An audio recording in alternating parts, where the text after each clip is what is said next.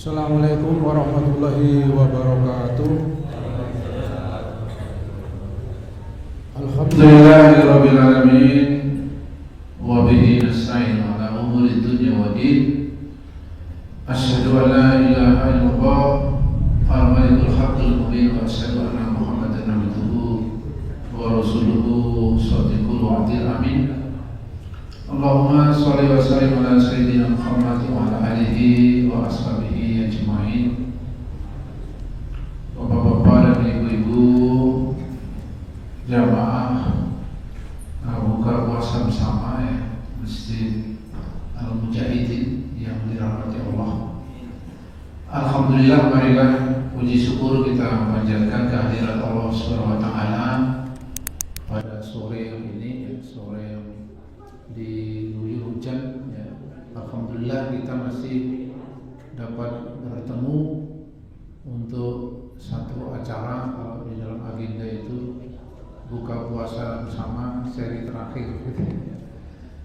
Jadi alhamdulillah Bapak Ibu, sebenarnya saya menggantikan saja ya, dihubungi tadi panitia, harusnya yang mengisi adalah Bapak Dr. Andes Mahfud Suhat MSI ya, tapi beliau berhalangan. Daripada saat ini saya menggantikan. Salawat dan salam mari kita sampaikan pada panutan hidup kita, Nabiullah Rasulullah Muhammad sallallahu alaihi wasallam, para keluarganya, sahabatnya, pejuang-pejuang agamanya. Mudah-mudahan kita yang hadir ini dicatat juga sebagai orang yang senantiasa memperjuangkan agama Allah. Amin Allahumma amin. Bapak dan Ibu sekalian yang dirahmati Allah, pada kesempatan yang singkat ini saya ingin menyampaikan sebuah judul ya, yakni 7 karakter buruk manusia menurut Al-Quran. Jadi Al-Quran di bulan Ramadan ini kita sangat serius ya membacanya, terutama ya menghamtakan, mungkin sudah ada yang khatam 1 kali, 2 kali, 3 kali gitu ya. Tetapi intinya bahwa Al-Quran itu adalah pedoman hidup kita. Kalau kita ingin menanyakan sesuatu tentang berbagai macam hal ya, itu Al-Quran sudah sebenarnya menjawabnya ya. Jadi langsung saja yang pertama, karakter buruk manusia ini adalah tergesa-gesa ya. Di dalam surat Al-Anbiya ayat 37 mengatakan khuliqal insana min ajal ya. Jadi manusia itu diciptakan tergesa-gesa ya. Jadi cepat menyimpulkan. Ketika seseorang diberikan rezeki yang banyak, dia menyimpulkan ya, wah ini Allah memuliakanku ya, gitu. Ketika dia rezekinya itu seret atau sulit atau banyak menerima cobaan, dia menyimpulkan ini Allah menghinakanku. Nah, itu Al-Quran mengatakan begitu. Ini tergesa-gesa gitu ya. Jadi manusia itu tergesa-gesa ya. Salah satu yang dihubungkan dengan sifat tergesa-gesa manusia adalah menganggap kalau nenek moyangnya itu pasti benar gitu ya. Dan di dalam kisah para rasul ketika dia mendatangi umatnya, kemudian diajak umatnya bertakwa kepada Allah, kan umatnya menjawabnya, kami menyembah mengikuti nenek moyang kami. Nah itu tergesa-gesa. Ada lagi tergesa-gesa ketika dia berdoa untuk keburukan, itu sama dengan berdoa untuk kebaikan. Karena dia nggak ngerti bahwa sebenarnya yang dia lakukan itu sebuah keburukan. Dia berdoa kepada Allah itu tergesa-gesa. Nah, itu yang pertama. Yang kedua, Bapak Ibu sekalian, adalah manusia itu paling suka membantah ya. Ini ada di surat Al-Kahfi. Ini hari Jumat ya, pasti tadi kalau sudah membaca surat Al-Kahfi baca ayat ini ya. Bahkan al-insani aktsara syai'in jadala. Jadi kebanyakan manusia itu suka membantah. Jadi kalau dia berbuat salah, dikasih tahu itu haram loh. Nanti ayatnya, tidak ada sih ayatnya, adanya hadis. Nanti hadis ini Soalnya apa hadis ini? Jadi karena hadis yang disampaikan itu bertentangan dengan hawa nafsunya, dia selalu membantah, gitu ya, membantah. Jadi ini adalah sifat manusia, sehingga apa? Sehingga karena manusia itu banyak membantah, maka Al-Quran itu selalu diulang, ya. Banyak ayat-ayat yang diulang, ya. Yang namanya innal ladzina amanu wa 'amilus sholihat itu banyak sekali diulang-ulang, ya. Innal ladzina kadzabu, ya, orang-orang yang mendustakan, diulang. Yang paling banyak diulang kalau kita temukan adalah bahwa orang beriman akan masuk surga dan orang kafir dan mendustakan ayat itu akan masuk neraka. Banyak sekali diulang, mungkin bisa ratusan kali. Ini karena suka membantah, ya. Nah, karena kita ini kan ini sudah tinggal 2 hari mungkin, ya, atau 1 hari mungkin. Bapak Ibu sudah banyak sekali menerima tausiah, ya, ceramah, kultum, apa saja lah, jelang buka, subuh, mau tarawih, gitu. Kemarin beberapa hari yang lalu juga ngisi. Mungkin sudah ceramah terus gitu ya. Besok sore ceramah, gitu. Jadi itu karena memang begitu. Ya, Al-Quran pun juga mengetahui karakter manusia yang suka membantah itu, kudu dikandani terus, dibaleni dikandani itu. Karena apa? Barangkali pada nasihat yang kesekian dia akan bisa memahami. Nah, itu yang kedua. Selanjutnya Bapak Ibu, yang ketiga ini yang sangat sering kita lupakan, yakni manusia itu sifatnya adalah zalim. Yang pertama zalim dan jahil, ya. Jadi zalim itu ya perbuatan yang berlawanan dengan nilai keadilan. Lawan kata zalim adalah adil, lawan kata adil adalah zalim. Kalau sekarang banyak kedoliman, banyak korupsi, banyak palsuan, itu zalim. Memang manusia itu zalim, gitu. Ini dikatakan oleh Allah di dalam surat Al-Ahzab 72. A'udzubillahi minasyaitonirrajim. Saya bacakan lengkapnya. Inna aradna al-amanata 'alas samawati wal ardh wal jibal fa abaina an yahmilnaha wa asfaqna minha wa hamalaha al-insan innahu kana zaluman jahula. Sesungguhnya kami menawarkan amanat, menawarkan Islam, mengamalkan syariah ini, perintah dan larangan. Ini Allah amanatkan, Allah tawarkan kepada langit, kepada bumi, kepada gunung-gunung, tetapi mereka semua menolak karena takut akan menselisihi amanat itu. Tetapi wa hamalahal insan, tetapi manusia ini menerima amanat ini, ya. Jadi Islam itu amanat, ya. Menerima perintah Allah, larangan Allah itu amanat. Ini manusia terima, maka ditutup innahu kana zaluman jahula. Sesungguhnya manusia itu zaluman, ya, sangat zalim. Jahula, sangat jahil. Nah, ini karakter yang ketiga, ya. Manusia itu bersifat atau berkarakter zalim dan jahil, ya. Jahula, bodoh. Nah, selanjutnya Bapak Ibu sekalian yang dirahmati Allah, yang keempat, ya, yang keempat ini adalah manusia itu sangat kikir, ya, sangat kikir. Ya, kalau kita ingin tahu bahwa manusia itu aslinya kikir, kita amati saja anak kecil itu, ya. Anak kecil diberikan di mainan gitu, ya. Coba pinjam temannya, enggak boleh. Nah, ini untuk saya gitu. Nanti orang tuanya harus berbagi dong, enggak boleh begitu, harus berbagi. Jadi aslinya memang sangat kikir.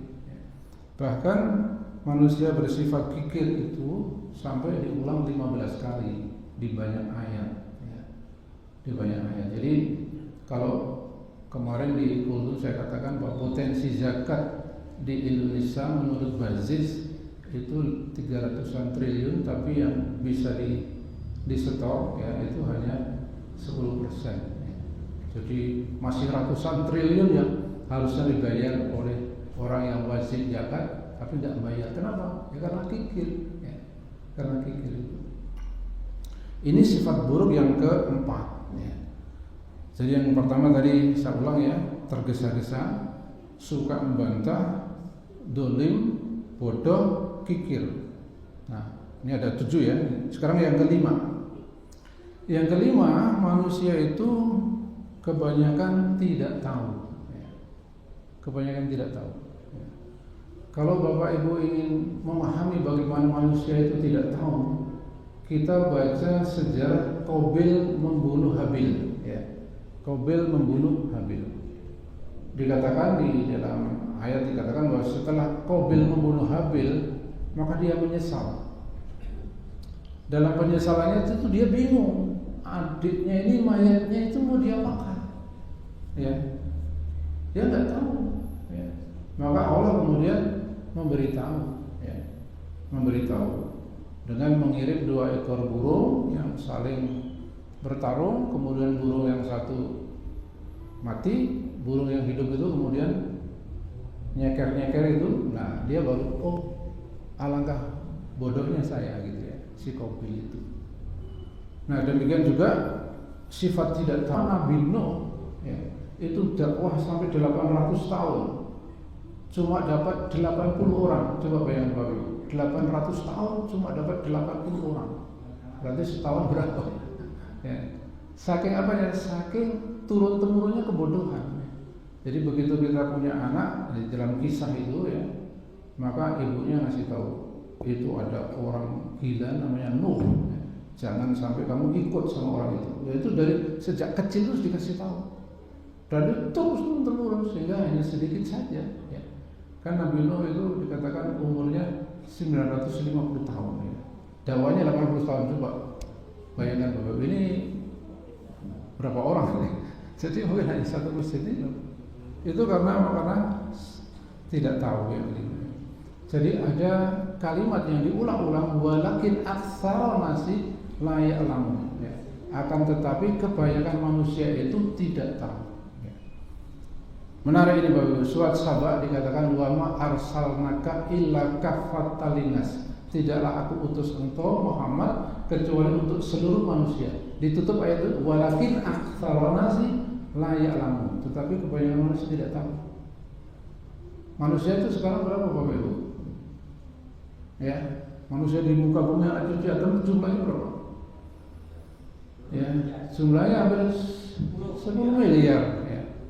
Yang Muslim 2 miliar, ya. Kurang ya. Pokoknya segitu. Berarti cuma berapa?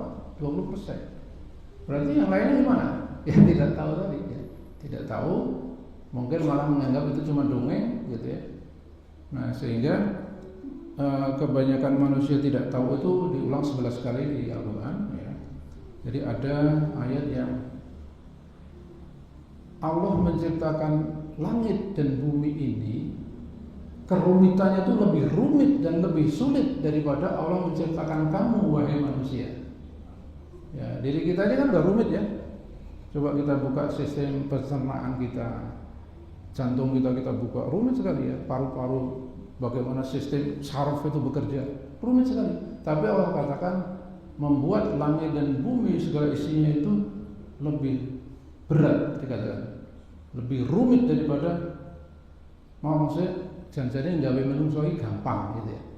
Ngurusi rezekine menungso iki gampang.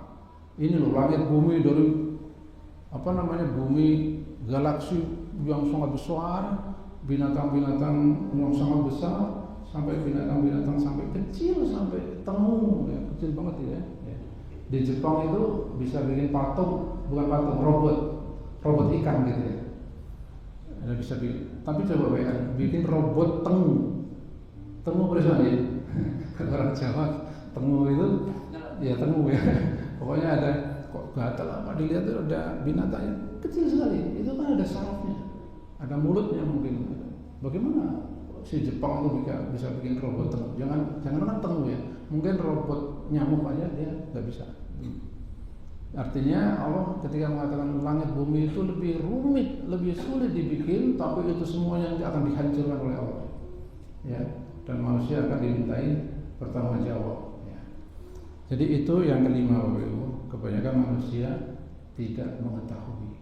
Walakin aktsarun nasi la ya'lamun. Yang keenam adalah kebanyakan manusia tidak bersyukur, ya, tidak bersyukur. Ya. Pokoknya dia ketika kerja pertama gajinya 2 juta, aduh kok mau 2 juta ya? Nanti berapa lagi naik lagi, aduh mau kurang terus itu ya, kurang terus ya. Sampai dikatakan oleh Nabi, seandainya manusia dikasih lembah dari emas, 1 lembah itu udah banyak sekali, tapi pasti dia ingin yang kedua. Ya. Sampai kapan? Sampai dia mulutnya disumpal tanah, kata Nabi ya. Itu terus sampai mati kan. Ya. Itu yang keenam ya, tidak bersyukur itu diulang 10 kali. Ya. Walakin aktsarun nas la yashkurun, kebanyakan manusia itu tidak bersyukur. Dan yang terakhir Bapak Ibu adalah kebanyakan manusia itu tidak beriman, Bapak Ibu. Ya. Allah selalu mengatakan seandainya aku mau, kata Allah, aku bisa kok membuat seluruh manusia itu beriman. Gitu. Tetapi aku mengerjakan, kata Allah, aku melakukan sesuatu sesuai dengan kemauanku.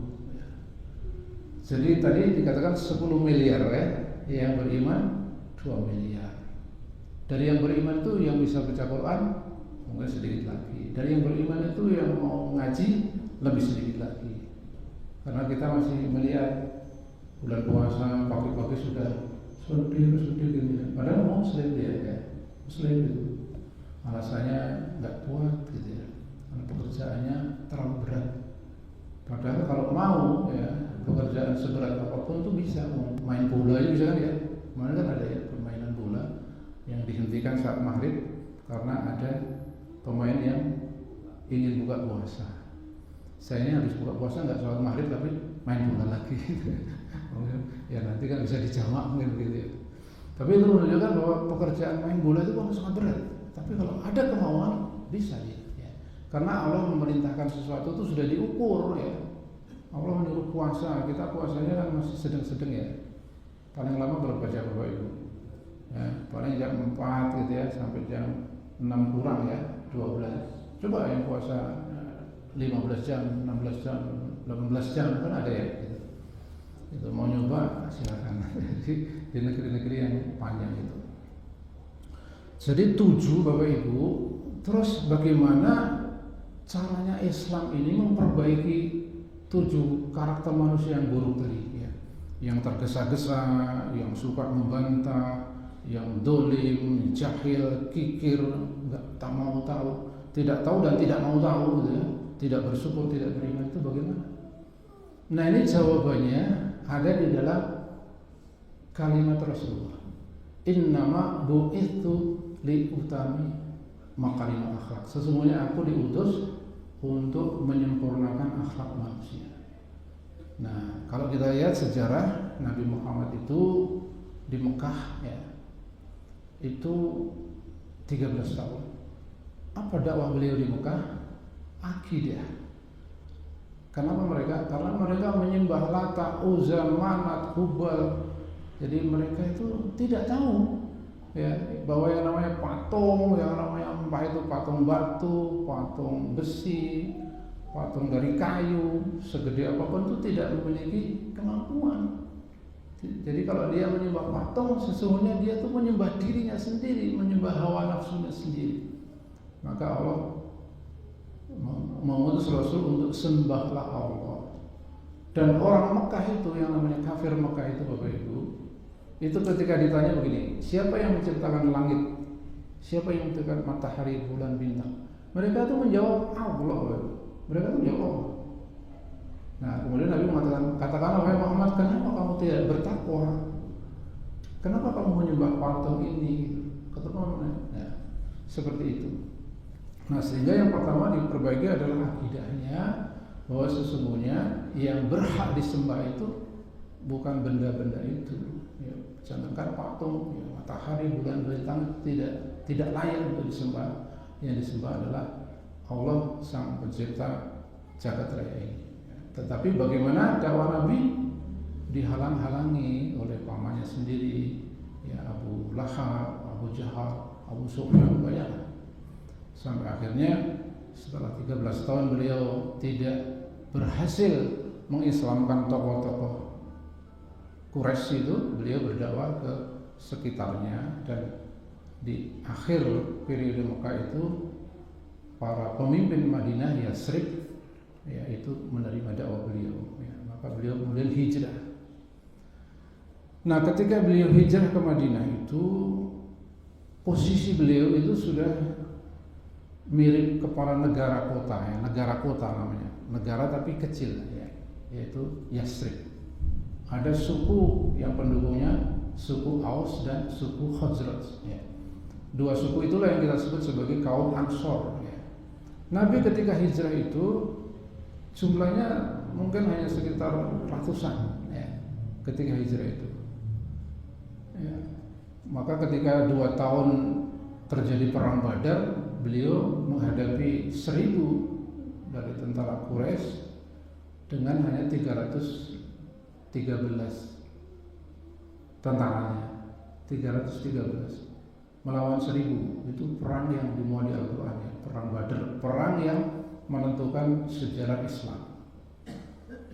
Nah, Bapak dan Ibu sekalian yang dirahmati Allah, setelah itu ada perang Uhud, perang Khandaq, perang berbagai macam perang. Bahkan 1 tahun sebelum wafat pun masih ada perang terakhir, yaitu perang Tabuk, di mana Rasul sendiri yang memimpin dari Madinah menuju ke Tabuk, perbatasan Arab dengan Syam, dan itu beliau sudah membawa 30.000, cuma tidak terjadi pertempuran.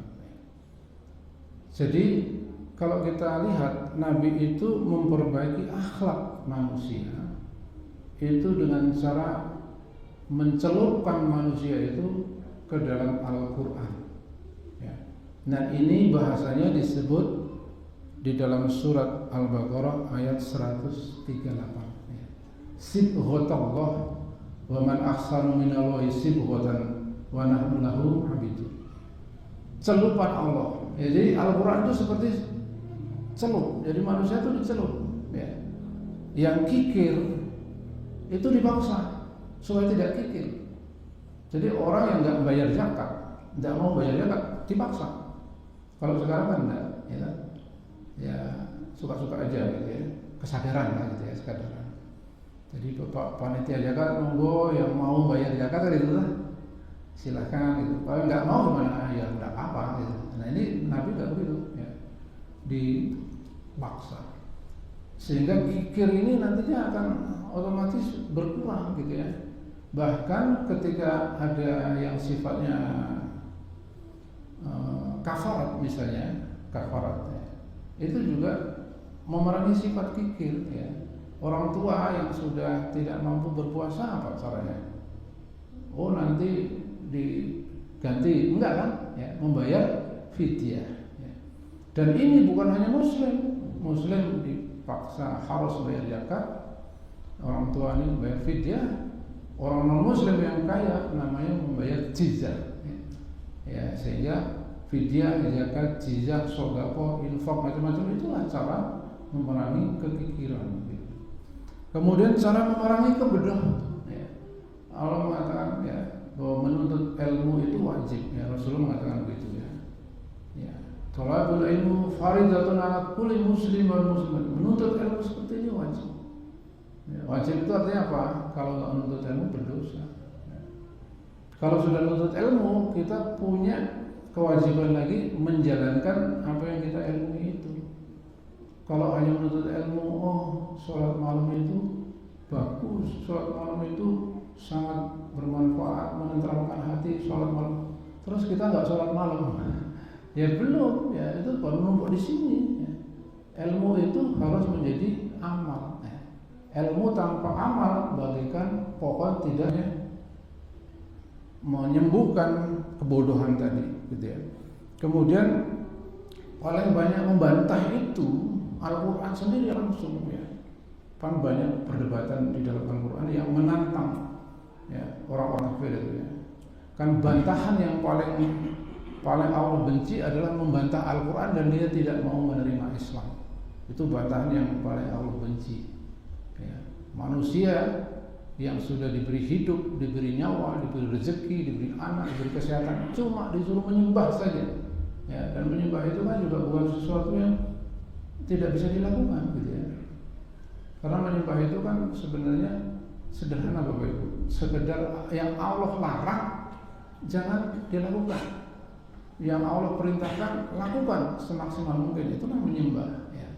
Nah sehingga kalau itu kita lakukan sebenarnya itu untuk kebahagiaan manusia itu sendiri. Ya.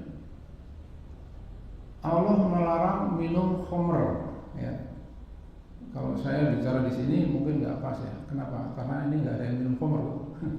Nggak ada yang minum khamr. Masa ke masjid mau buka bersama nanti bukanya khamr kan ya mungkin. Artinya kalau saya bicara Allah melarang minum khamr, yang saya ajak bicara ini sudah nggak ada yang minum khamr, Bapak. Tapi coba lihat di luar sana ya.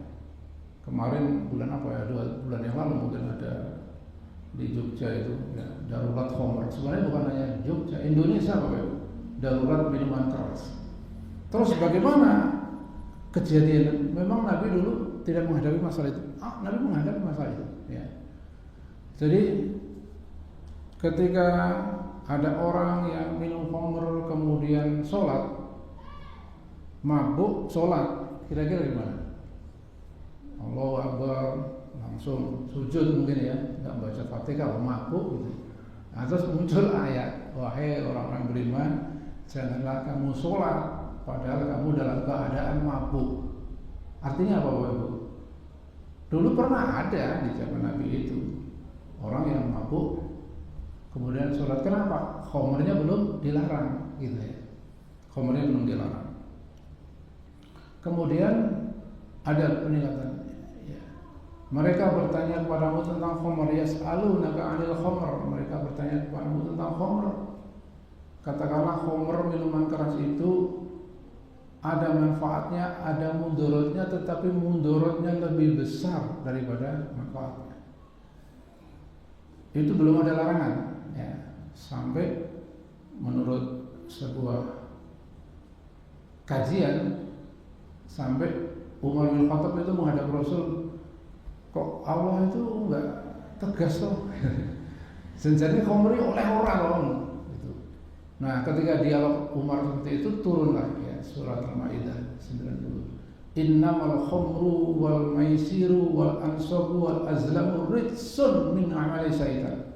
Sesungguhnya khamr ya, judi, minuman keras, semuanya itu najis amalan syaitan, fajtanibuhu, jauhlah ya.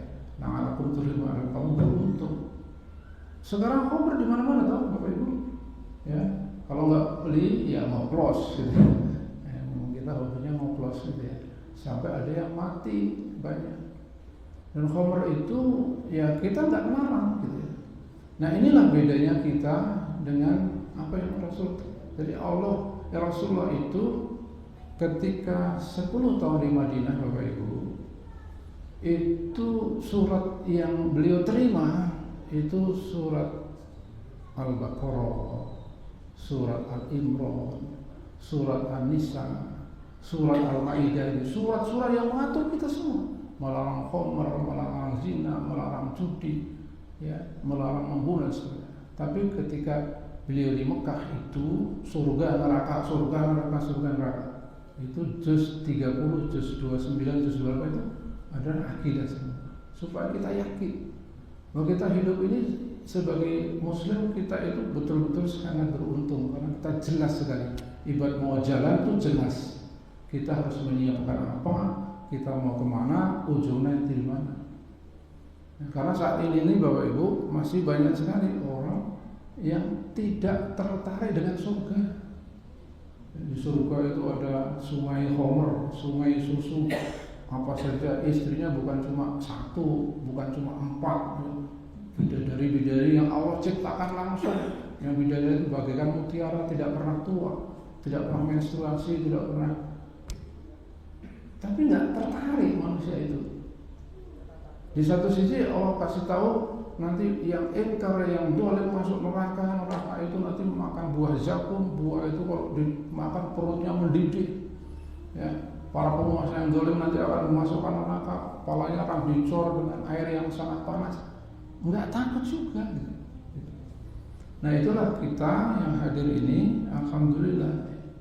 Ketika kita mau ngaji, kita membaca Al-Quran, nanti Allah hadirkan ya. Allah hadirkan ke dalam hati kita itu rasa takut kepada neraka. Ya. Kita membaca ayat-ayat neraka itu bisa menangis gitu ya. Ya, kita mengharapkan surga.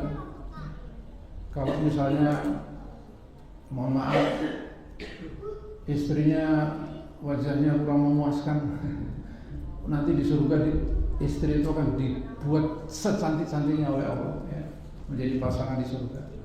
Sehingga kita meskipun mungkin ya suaminya kurang memuaskan, tapi sama-sama punya cita-cita nanti kita akan jadi suami istri di surga sana. Yang tidak pernah lagi ada hal-hal yang buruk, tidak ada kebelakangan, ya.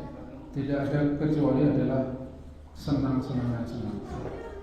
Nah sehingga ketika Rasulullah menerapkan Islam tadi, muncullah kemudian akhlak Islam. Ya. Jadi dengan demikian bagaimana caranya Rasul itu? Innamahu istu liutamima makarimal akhlak. Sesungguhnya aku itu diutus untuk menyempurnakan akhlak.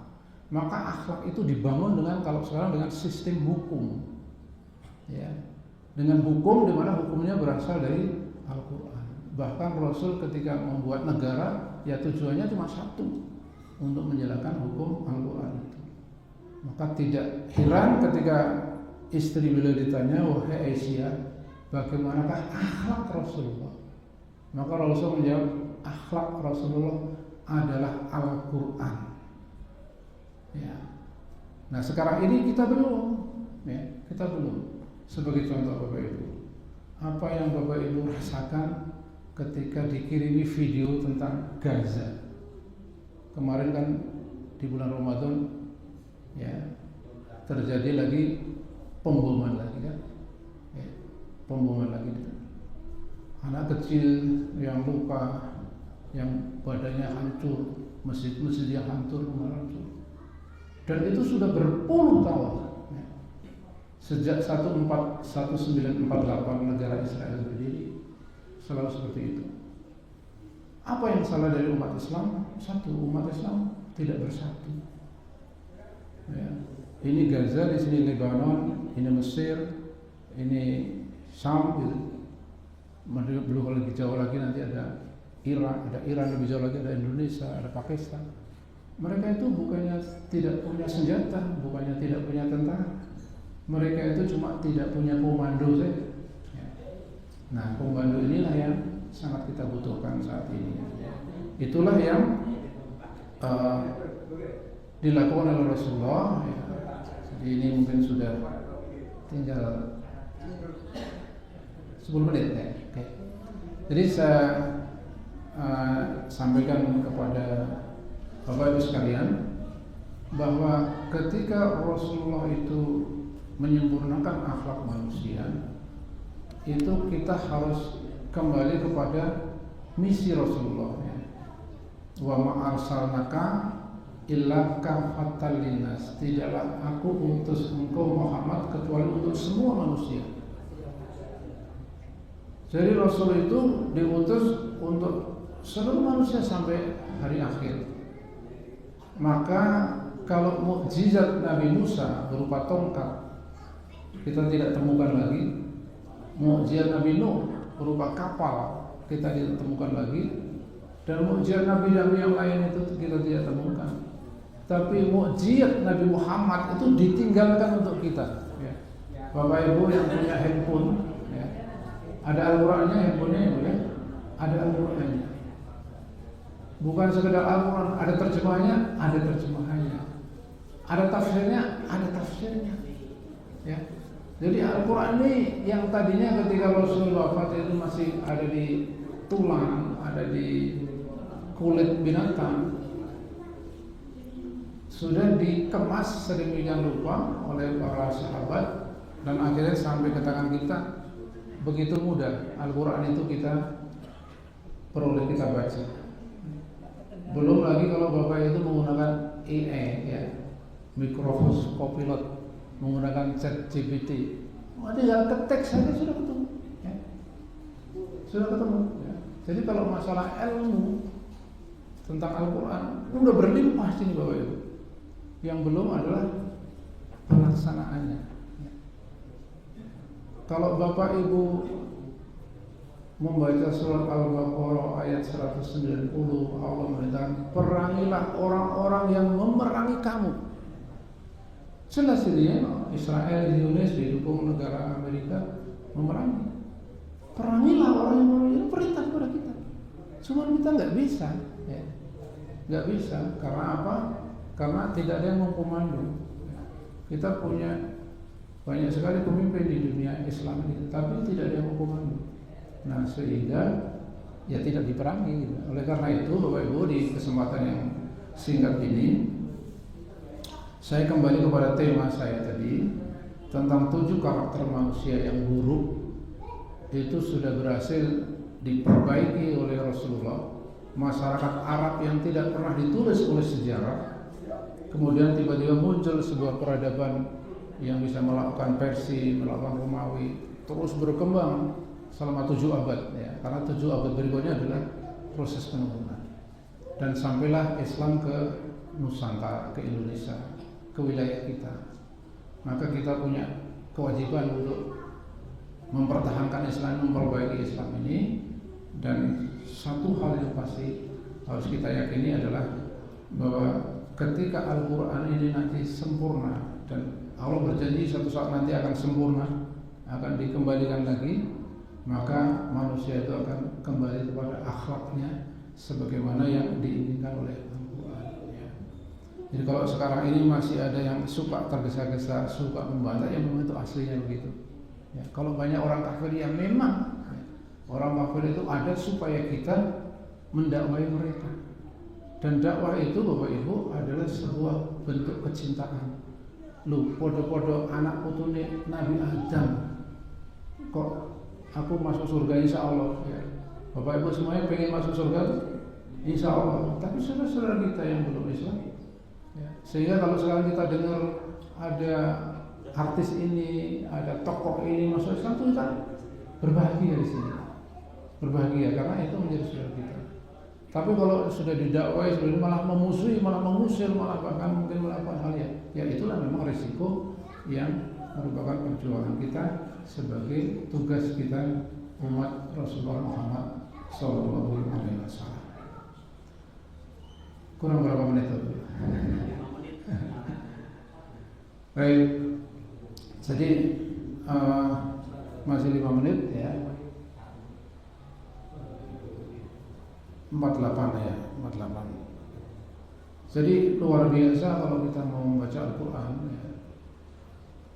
Saya memiliki satu set buku namanya Ensiklopedia Mu'jizat Al-Quran. Buku itu ada mu'jizat matematika gitu ya, mu'jizat antariksa, mu'jizat sejarah, mu'jizat ilmu pengetahuan. Ada banyak sekali. Satu hal yang sangat saya terkesan adalah mu'jizat hukum Bapak Ibu ya. Bapak Ibu pernah mendengar istilah Omnibus Law? Pernah ya? Pernah ya? Omnibus Law itu apa? Manusia bikin aturan ya. Kita ingatnya Melky Goslow. Nah, Omnibus Law itu adalah aturan yang dibuat manusia, kemudian aturan satu dan aturan itu saling bertabrakan. Nah, itu terjadi bukan hanya di Indonesia, di Amerika, di Kanada terjadi, di Eropa terjadi. Kemudian udahlah itu guys diganti saya nganyar ini. Nah, Al-Quran itu menantang manusia. Seandainya Al-Quran itu bukan dari sisi Allah, pasti akan kamu temukan pertentangan yang banyak ya. Nah, ayat ini pernah membuat seorang cendekiawan Kanada, matematikawan sekaligus misionaris itu masuk Islam. Karena dia meneliti Al-Quran untuk mencari kelemahan Al-Quran ya. Dia ketemu 2 ayat. Satu, apakah orang-orang kafir itu tidak mengerti bahwa dulu bumi dan langit itu satu. Nah, dia terus ingat teori Big Bang ya, bahwa alam semesta itu dimulai dengan ledakan yang dahsyat. Berarti langit bumi satu, itu Al-Quran. Tapi dia belum puas. Dia terus cari, itu 5 tahun ya. 5 tahun dia mencari itu. Dia misionaris, saya namanya agak lupa. Saya ketemu tadi, ya. Andaikan Al-Quran itu bukan dari sisi Allah, pasti akan engkau temukan pertentangan yang banyak. Nah, kita tidak menemukan. Nah, oleh karena itu kita di bulan Ramadan itu bulan Ramadan, syahrul syam, syahrul Quran. Quran itu adalah mutiara kita. Kita perlu membaca sebanyak-banyaknya, memahami, tetapi satu, ya, bahwa membaca Al-Quran itu selain surat Al-Fatihah di dalam sholat kita, hukumnya apa Bapak Ibu membaca Al-Quran itu? Wajib? Sunnah? Menghafal Al-Quran hukumnya apa Bapak Ibu? Wajib sunnah? Sunnah. Menjalankan isi Al-Quran Bapak Ibu? Wajib. Kita harus berpuasa meskipun kita tidak tahu ayat puasa itu surat apa, ayat berapa. Kita harus bayar zakat meskipun kita tidak tahu zakat itu surat berapa ayat. Mending kita bayar zakat meskipun suratnya nggak tahu daripada suratnya tahu nggak bayar zakat. Ya. Jadi cara memahami Al-Quran itu adalah panduan hidup. Ya. Dibaca alhamdulillah bagus, ngerti nggak ngerti dibaca lebih pahala Bapak Ibu. Tapi ujung dari semuanya adalah diamalkan. Nah, mari kita saling menasihati. Ya, jadi kalau Ramadan banyak ceramah begini ya, banyak nasihat tidak apa-apa, karena memang kita sering lupa. Ya. Dan Allah pun juga tahu gitu ya, makanya diulang-ulang ya, sampai ada fabi ai ana rabbikum atubadzibana diulang-ulang ya. Pokok apa sih yang tidak kamu syukuri, sudah cuma tinggal satu aja, suruh manut gitu ya. Suruh manut, nanti kamu akan menjadi umat yang hebat. Kuntum khairu ummatin ukhrijat linnas ta'muruna bil ma'ruf wa tanhauna 'anil munkar wa ulaikum muflihun. Kalau kamu menjadi umat yang hebat, umat yang memimpin dunia, umat yang sempurna akhlaknya, satu, kita harus berusaha sebanyak-banyaknya hilangkan kedengkian, kebencian, fanatik golongan dan seterusnya, bahwa semua punya kelebihan, punya kelemahan. Mari kita mengaji bersama, ambil ilmu, ada pengetahuan semata-mata dari Allah, ada kekurangan semata-mata dari kesalahan saya. Billahi taufiq wal hidayah. Assalamualaikum warahmatullahi wabarakatuh.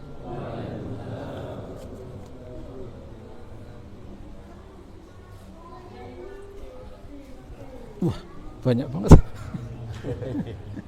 Terima kasih dari Pak Ayan.